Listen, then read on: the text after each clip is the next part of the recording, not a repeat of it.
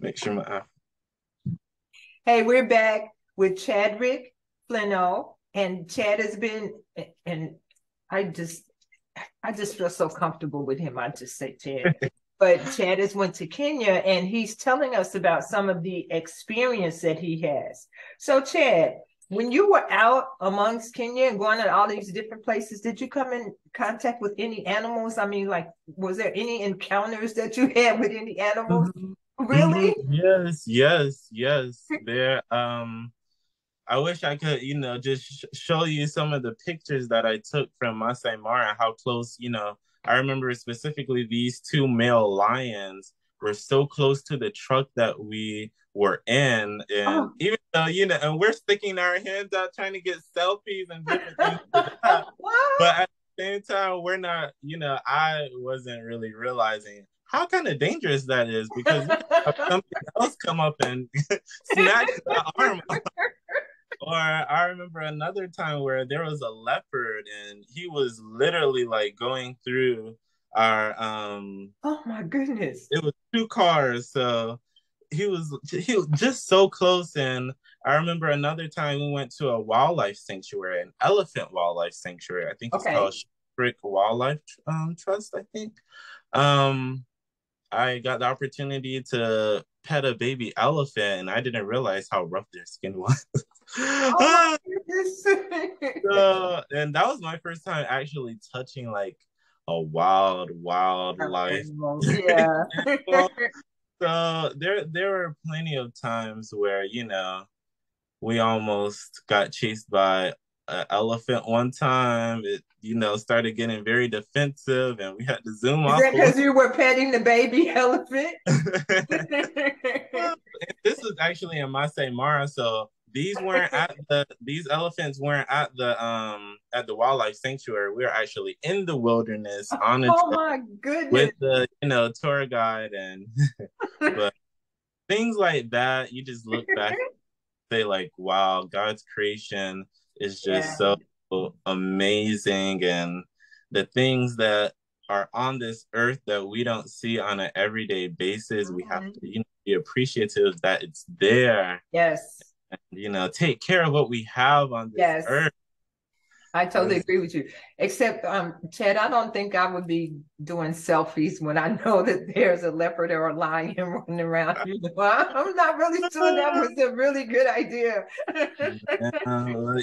I guess you could say you only live once. I'm still here to tell the story. Was there anything about the culture or the visit that you had that really kind of surprised you? Anything that surprised me? That is a very good question. I think the architecture and the history. Okay. I That was one of the first things I realized when I got off the plane and was driving through Nairobi. Um, was some of the buildings that are in downtown Nairobi. They call it in town. We say downtown, they say in town. Okay. That was in town Nairobi. And I was just like, wow. And the history component, as I was saying earlier about like Swahili and some of the trade and how, Kiswahili is a language and a people, and just learning how Kiswahili came to be Mhm. was amazing because you don't learn that stuff in the American history books. The Yeah. best, it's unfortunate to say, but what I learned about history within Africa, yeah, you have some Egyptian history, but a big component of it was slavery. And, it's good to learn other components of a specific region.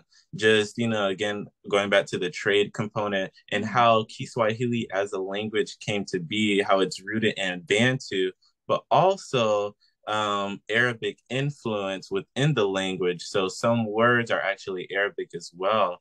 Okay. And you never really know until visit museums, visit people, Mhm. uh, have conversations with people about the culture in Kenya, how certain things came to be, and some of the political unrest. Because while I was there, um, citizens were actually protesting about the last month in regards to, just a presidential election. So just learning about, some of the history that Right. it has and how it's fairly a new country. I think they've only had a handful of presidents, how we have 40 something, 40 plus presidents. Right. They have like four or five that I can think. And that's Oh, because of colonization. And so just learning how, and it's actually almost surprising um, how the country is when it's fairly new as an independent state, because it okay. was the Britain colonized Kenya. So just learning about, some of the history of it, I love that. I love that. It Right. gives you a sense of pride, even though, you might not have any Kenyan DNA in you. Right. Learning about, the continent of Africa, the country of Kenya, it does something to you. It I gives can you a tell sense you're of just so excited right now. pride. That is awesome. So did you get a chance to like go to like local markets or crafts centers or anything like that while you were there? Yes, so in town they have what's called Masai Market, and then Hmm. they also have another market. I can't think of the name right now. Please forgive me. That's okay.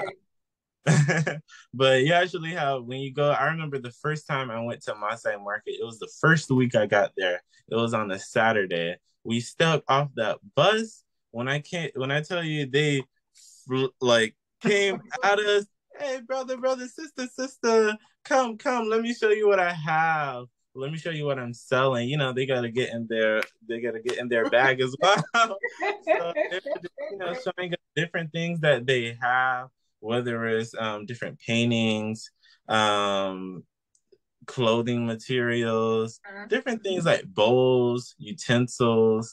I love that because I don't experience that here in America. Like we have flea markets, Right. but they're actually approaching you, brother, brother, sister, sister, and it's things that you don't see on an everyday basis here. Oh, okay. So did you get a chance to like go to any festivals or any what we would consider to be like a concert or anything while you were there? I actually went to it was like a mini concert. It's called Gondwana, right by Nairobi National Park. So Okay. it's in a hotel at the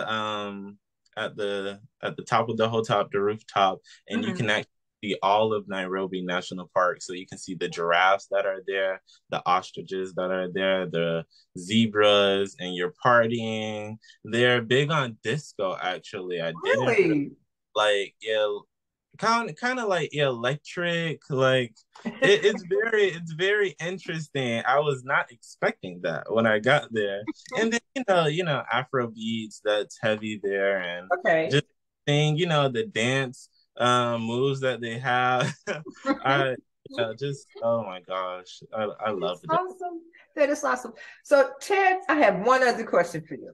Yes, ma'am. If I were to go to Kenya, what advice would you give me other than staying out of the places where I'm not going to be doing selfies with lions and leopards? What advice would you give me if and I've never been there before? Um, Mhm. what advice would you give me? I would say have an open mind and do not be afraid to take risks. Don't be afraid to always be, cautious. But when it comes to just having conversations with people, Mhm. have those conversations. Sometimes when somebody approaches us, oh, we don't want to really talk to them. You know, Okay. be open to, the food. That was a big challenge for me. But, try different things that they might have there. Try Noma Choma, try, ostrich, try crocodile. Like those are some of the things that it's just one in a lifetime. Absorb everything while you're Okay. there. Just always remain humble because sometimes, we might see something that we don't like and we might Mhm. quick to react to it, but just bring it on down sometime and say, Okay. you know what? I'm in another country. I'm with a different set of people let me actually learn some of the things that they're doing and why they're doing some of the things that they're doing, even if it is out of the ordinary for me. So yeah. Oh my goodness. Okay. So what's next for you? So I am in the process of, well, I've applied to graduate school. I want to get my master's of public administration. I applied to 3 graduate schools: Wayne State University, Florida State University, and University of Central Florida. So I am hoping to start in the fall. I'm just waiting on those letters as we wait. As we, yeah. Well, Chadrick, I want you to enjoy the summer home, I'm assuming, and thank you so much. This has been really cool. Yeah. I've learned so much, and I knew when I saw that video that you did, I was going to learn so much. So thank you so much. I congratulate you on what you're doing, and I wish you all the success in the world for what you're going to do. Yes, ma'am. Thank you for having me. Thank you for just allowing me to share a bit of my experience. And, I hope that you get to travel to Kenya one day or, anywhere in Africa. It's nothing like going back to the motherland. Yeah. So, I definitely. Right now, I think that would probably, if I had the opportunity and if I decided that, okay, maybe I think that would be the place. And this is just based on our conversation. That would probably be one of the first stops that I would love to, take that risk, as you put it. Absolutely. Yes, ma'am. Oh, I might have to put you on speed dial and say, what am I supposed to do now? And go. I'll be here, and I can connect you to people that are there that are more than willing to, maybe have dinner with you or show you around for a day. Wow. That's, having connections. Wow. Are you going to go back? Once you finish school, are you going to go back or before? I actually would love to go back. If I am in my master's program and they had a study abroad experience, I would love to go back to Nairobi. Okay. Well, I'm going to keep my fingers crossed for you. That works out. Thank you so much. Thank you so much again, Chad. This has been Nisi P of Nisi P Entertainment. Back to you in the studio.